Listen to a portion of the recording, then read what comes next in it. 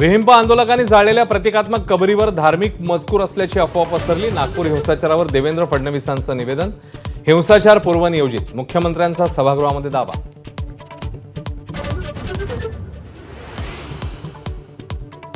नागपुरातल्या राड्यानंतर सर्वपक्षीय नेत्यांचे एकमेकांकडे बोट। अबू आझमी यांनी पहिली सुरुवात केली, सत्ताधाऱ्यांचा हल्लाबोल। तर नितेश राणेंसारख्या वादग्रस्त वक्तव्यामुळे ठिणगी पडली, विरोधकांचा आरोप। पुढचे काही दिवस शांत रहा, मुख्यमंत्री देवेंद्र फडणवीसांची नितेश राणेंना दालनात बोलवून तंबी। तर आपण मुख्यमंत्र्यांच्या लाडक्या मंत्र्यांपैकी एक म्हणत नितेश राणेंनी केला इन्कार। नागपूर पोलीस दलातील डीसीपी निकेतन कदम आणि शशिकांत सातव सर्वात आधी एबीपी माझावर। काल हिंसा भडकल्यानंतर जीवाची पर्वा न करता कर्तव्य बजावलं। हिंसाचारात 34 पोलीस जखमी। उद्धव ठाकरे दिल्लीला जाऊन मोदींची माफी मागून आले। एकनाथ शिंदेंचा विधान परिषदेमध्ये मोठा दावा। तर आपण मोदींना भेटायला गेलो होतो तेव्हा शिंदे डस्टबिनमध्ये बसले होते। उद्धव ठाकरेंचा पलटवार। छावा कादंबरी 60 वर्षांपूर्वी आली आणि औरंगजेब आता आठवला। पदाधिकाऱ्यांच्या बैठकीत राज ठाकरेंचा हल्लाबोल। तर गंगेच्या पाण्याबद्दल केलेल्या वक्तव्यावरही राज ठाकरे ठाम असल्याची माहिती।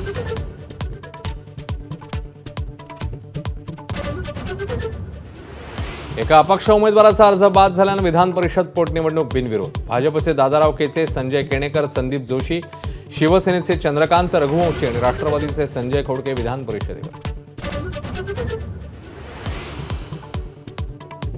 छत्रपती शिवरायांचा अवमान करणाऱ्या प्रशांत कोरटकरचा जामीन अर्ज फेटाळला। कोरटकरला कोणत्याही क्षणी अटक होण्याची शक्यता। मंत्री माणिकराव कोकाटे यांना हायकोर्टाचा तुर्तास दिलासा। सत्र न्यायालयाने शिक्षेला दिलेली स्थगिती उठवण्यास नकार।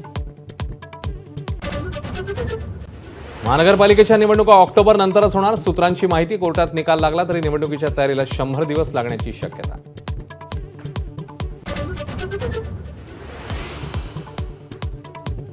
मतदार ओळखपत्र आधार कार्डशी लिंक करण्याचा केंद्रीय निवडणूक आयोगाचा निर्णय। सर्वोच्च न्यायालयाच्या निकालाच्या पार्श्वभूमीवर मोठं पाऊल। तेलंगणात इतर मागासवर्गीय आरक्षण 29 वरून 42% करण्याचं विधेयक विधानसभेत मंजूर। एकूण आरक्षण 50% वर जाणार, केंद्राकडून मागितलं समर्थन। अंतराळवीर सुनीता विल्यम्स भारतीय वेळेनुसार पहाटे पृथ्वीवर परतणार। 9 महिन्यांच्या अंतराळवासानंतर पृथ्वीवर परतण्याचा योग। मोदींनी दिलं भारत भेटीचं निमंत्रण।